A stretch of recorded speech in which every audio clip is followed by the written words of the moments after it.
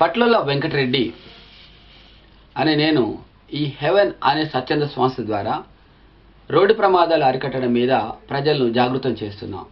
రోజు 40 మంది, ఏటా 15,000 మంది మన ఆంధ్రప్రదేశ్లో రోడ్డు ప్రమాదాల మృత్యువాత పడుతున్నారు.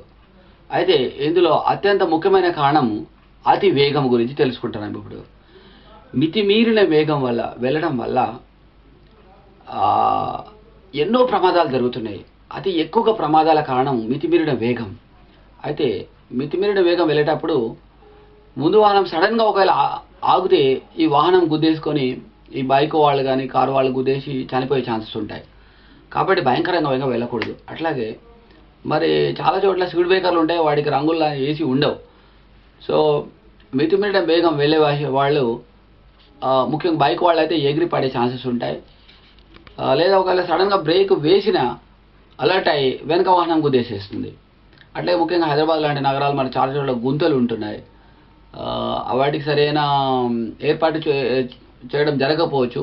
కాబట్టి అలాంటి చోట్ల కూడా యాక్సిడెంట్స్ అవుతాయి. అట్లాగే గల్లీ నుంచి మెయిన్ రోడ్లో వచ్చేటప్పుడు వాళ్ళు నెమ్మదిగా రావాలి.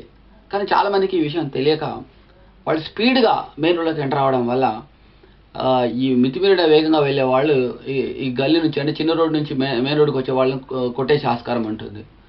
కాబట్టి అతి వేగం ఏమాత్రం పనికిరాదు. అట్లాగే ఓవర్టేక్ చేసేటప్పుడు కూడా ఈ మితిమీరిన వేగంతో ఓవర్టేక్ చేయబోతుంటే మరి వాహనాలు ఎదురుగా వచ్చేవాటికి గుద్దుకునే ఆస్కారం ఉంటుంది. అట్లాగే మరి మితిమీరిన వేగం అన్నప్పుడు విపరీతమైన వేగం వెళ్ళేటప్పుడు ఒక సెకండ్ తప్పు చేసిన ఒక క్షణంలో ఇప్పుడు కళ్ళలో టక్కున ఒక దోమ పడిపోయింది, ఆ టైంలో ఒకసారి కనురెప్ప ఒక సెకండ్ మూసినా అది ఒక భయంకరమైన యాక్సిడెంట్ జరగడానికి కారణం అవుతుంది. ఆ సెకండ్లో మరి ఒక చిన్న ఎలాంటి మనం డైవర్ట్ చేసే ఆస్కారం ఉన్నప్పుడే ఆ సెకండ్లో మనం చేసే పొరపాటు భయంకరమైన రోడ్డు ప్రమాదాలకి కారణమవుతుంది. కాబట్టి ఎట్టి పరిస్థితులను అతివేగం వెళ్ళకూడదు.